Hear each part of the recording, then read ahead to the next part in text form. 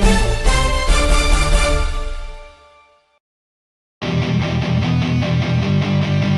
Tangkap Gibran dan Jokowi. Oleh M. Rizal Fadillah, pemerhati politik dan kebangsaan.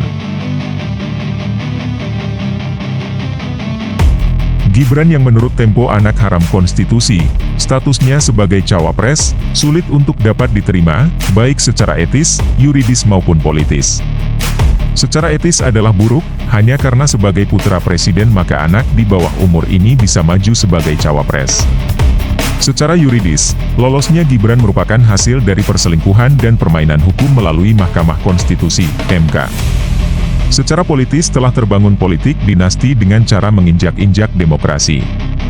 Gibran menjadi musuh bersama. Gaya politik angkuh, tidak peka dan semata bersandar pada bapak, merupakan model figur seorang pangeran dari sebuah kerajaan. Pertolongan paman dan dorongan ibu telah menguak ketidakmampuan diri untuk mandiri. Menjadi boneka atau alat dari perpanjangan kekuasaan famili. Selain pendukung pasangan Prabowo-Gibran, maka suara mengkritisi sudah terdengar di sana-sini. Gibran menjadi musuh bersama. Prihatin atas kondisi perpolitikan bangsa yang mengarah pada perilaku otoritarian negara adalah aku. Aparat negara dikerahkan, kepala desa diarahkan, baliho dipasangkan, dan KPU Bawaslu dikendalikan.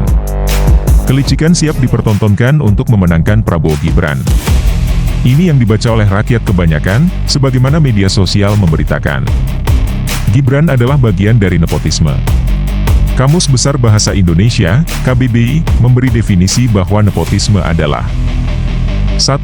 Perilaku yang memperlihatkan kesukaan yang berlebihan kepada kerabat dekat.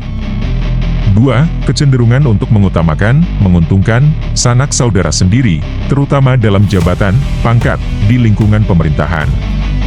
3. Tindakan memilih kerabat atau sanak saudara sendiri untuk memegang pemerintahan. Nah, ini nampaknya pas untuk Gibran, Jokowi dan Anwar Usman. Ketiganya menjadi paket dari nepotisme. Mengapa Jokowi harus ditangkap? Karena Jokowi adalah biang dari nepotisme itu. Ketentuan pasal 22 Undang-Undang Nomor 28 Tahun 1999 dapat terpenuhi. Pasal ini berbunyi, setiap penyelenggara negara atau anggota komisi pemeriksa yang melakukan nepotisme, sebagaimana pasal 5 angka 4, dipidana dengan pidana penjara paling singkat 2 tahun dan paling lama 12 tahun, dan denda paling sedikit 200 juta rupiah dan paling banyak 1 miliar rupiah. Adapun pasal 5 angka 4 menyatakan tidak melakukan perbuatan korupsi, kolusi, dan nepotisme. Mengingat ancaman perbuatan nepotisme maksimal 12 tahun. Maka pelaku bisa ditahan setelah ditangkap. Oleh karena itu, Gibran dan Jokowi yang sudah sangat jelas diduga keras memenuhi unsur perbuatan nepotisme, dapat segera ditahan oleh penyidik. Hal ini agar dapat berhenti perilaku cawe-cawe, yang dinilai telah merusak kesehatan politik dalam berbangsa dan bernegara. Ketika berlaku asas persamaan di depan hukum, sebagaimana diatur dalam UUD 1945 pasal 27 ayat 1, maka terhadap kedua warga negara Indonesia yang bernama Gibran dan Jokowi itu, secara hukum patut diperlakukan sama dengan siapapun.